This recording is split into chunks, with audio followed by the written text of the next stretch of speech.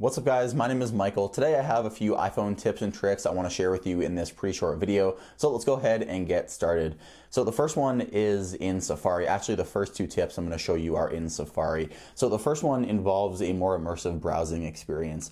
So as you can see in Safari, you are a little bit limited in terms of what actual usable screen you have when you're on a website. Not to mention all the ads that populate here at the top of the screen. You also have this toolbar area, and you have this extra layer of buttons here at the bottom. When you are scrolling through a website, however, these do disappear. They recede into the UI, and you get a more immersive browsing experience. However, if you find yourself scrolling up and down referencing different stuff on the page, these buttons, however, do come back on the bottom. So all you have to do is click this little button on the top left corner of your iPhone screen and click on Hide Toolbar. And this will force the bar of tools at the bottom of your screen to stay hidden. So when you scroll up or down, those stay hidden. To get them back, all you have to do is tap the top of the screen again, and those will show up. And then to enable it again, all you have to do is once again turn on that setting in the top left corner. So this is a very useful tip if you want to have a bit of a more immersive browsing experience, especially if you are referencing different information on a website and you have to scroll up and down a few times.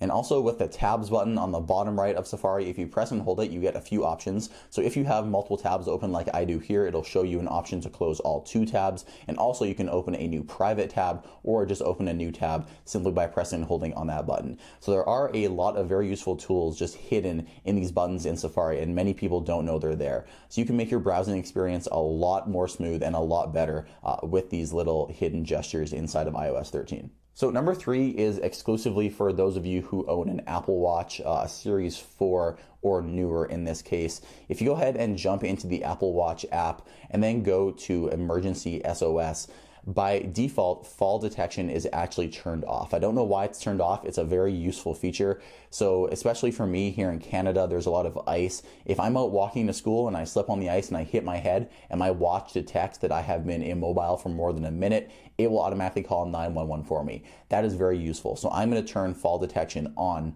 It does say that if you are more active, like if you play a lot of sports, it may turn on accidentally. So you do want to pay attention to your wrist to make sure that it doesn't connect you to a call with a 911 operator. But in my experience, even when I try to do a fake fall on my own hardwood floor, it still doesn't detect it. So it is very good at picking out fake falls versus real falls. So turn this on and you will not regret it. In the very rare case that you do fall and hurt yourself, you will thank yourself that you did turn this on. So another tip is pretty small, but it is one that I actually found myself using quite a lot. So right now I don't actually use Notes, the Apple iCloud Notes on my phone. I'm using an app called Simple Note, which is really nice. If you want to see a separate review of Simple Note, tell me in the comments below. But this refers to Apple Notes.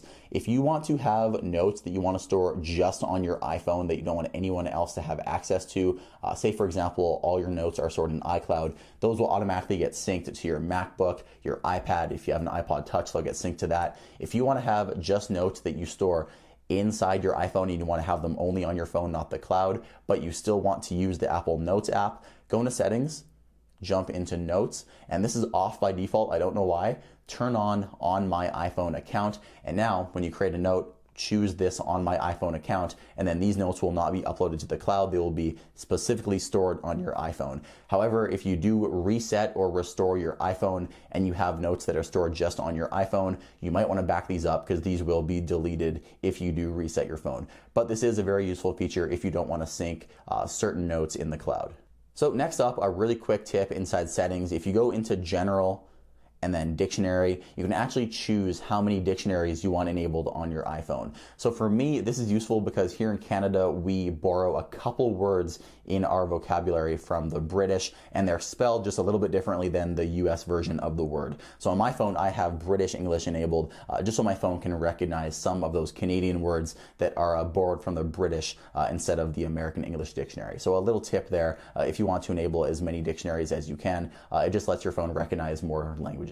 And for our last tip today, we are going to stay in settings. We're going to go to General, click on iPhone Storage. And if you are struggling with 64 gigs or even 256 gigs, because you guys fill up your phones really fast, there is an option called Offload Unused Apps. And if you love to fill up your iPhone with every single potential app that you might use in the future, but you don't use it every single day, you can enable offload unused apps. And what this will do is it will delete the app from your phone except for the very vital files it needs in the background. And then when you want to open the app, it'll simply download the information it needs from the internet so you can open that app. And in the meantime, since you don't open the app very frequently, it'll free up that space in the background for other stuff that you might want to download. So turning this on is a very simple way to kind of fight against Apple's strictness in only giving us 64 gigs in our iPhones. I swear, it's 2020. Apple should start shipping phones that have at least 128 gigs. Even though I don't use very much storage in my phone, I know there are a lot of people out there that want more storage on their phones. So enabling this setting is just a little bit of extra help, but I really think Apple needs to include more storage in their phones anyways. So that should do it for my quick little video where I showed you a few tips and tricks. If you learned something new, tell me in the comments below. Drop a like on this video if you appreciated it. Thank you for watching. My name is Michael, and I'll see you in the next one.